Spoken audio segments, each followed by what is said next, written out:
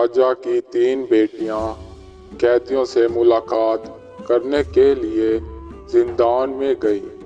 वो 6 कैदियों से मिली जिनकी शक्लें बिल्कुल एक जैसी थी। वो उन्हें देखकर बहुत दंग रह गईं कि ये 6 के 6 एक शक्ल के कैसे हो सकते हैं। फिर उन तीनों ने यही जांच पड़ताल करने की चाह जताई उनसे। तब उनसे उन्होंने पूछा कि बताओ कुछ अपनी जिंदगी के बारे में कि तुम यहाँ पर कैसे आ पहुँचे। वो 6 के 6 भाई थे, जबकि इस बात का उन्होंने इनसे जिक्र बिल्कुल भी नहीं किया था। उन्होंने बताया कि हम एक गांव में रहते थे, हम सब एक मोहल्ले में रहते थे। आपस में हम सारे सिवाय हमसायों के रिश्ते के अलावा और किसी भी रिश्ते में नहीं बंधे हुए।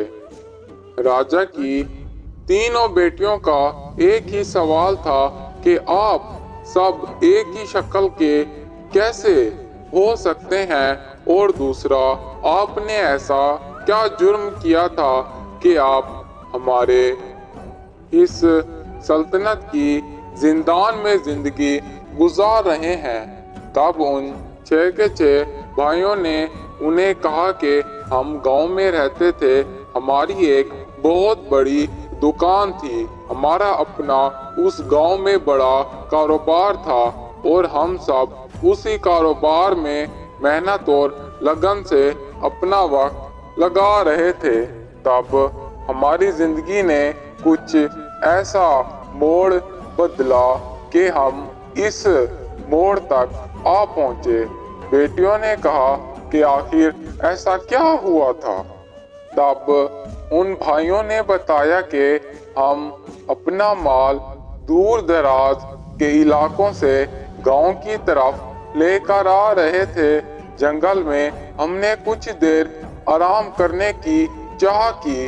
हम कुछ देर वहां पे रुक गए। हम 6 के 6 भाइयों को बहुत ज्यादा प्यास लगी हुई थी। उन्होंने कहा कि फिर आपने क्या किया। तब उन्होंने कहा हमारे पास पीने का पानी नहीं था।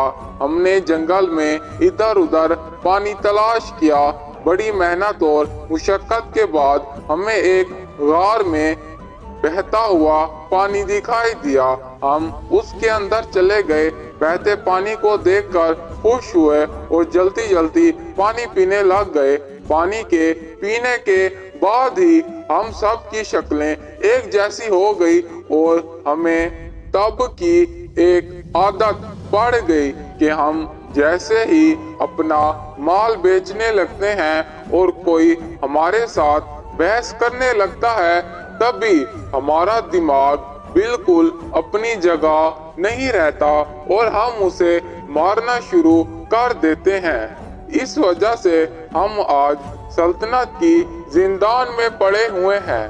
तब उन तीनों बेटियों ने कहा कि हम वो गार देखना चाहते हैं कि आखिर वो कौन सा पानी था जिस पानी की वजह से तुम सब की शक्लें एक जैसी हो गई, हालांकि तुम्हारा आपस में कोई भी रिश्ता नहीं है। तब उन्होंने उन 6 के 6 लड़कों को जिंदान से बाहर निकाला और उनके संग उस जंगल में चल दी। 1-2 सिपाहियों को लेकर वो धीरे धीरे जंगल में पहुंची। उन्होंने इनको जंगल का रास्ता दिखाया। सीधा चल रहे थे। आखिरकार वो एक गार को आ पहुंचे। फिर उन्होंने कहा कि यही वो गार है, इसी गार में वो चमत्कारी पानी है। फिर उन तीनों ने कहा कि चलो हमारे साथ अंदर। फिर वो 6 के 6 लड़कों ने एक ही बात की कि जो भी एक बार इस गार के अंदर चला जाए और वापस सही सलामत आ जाए तो फिर वो अंदर नहीं जा सकता, इसकी मनाही है। फिर वो तीनों بیٹیاں اور ان کے ساتھ وہ چند سپاہی غار کے اندر چلے گئے۔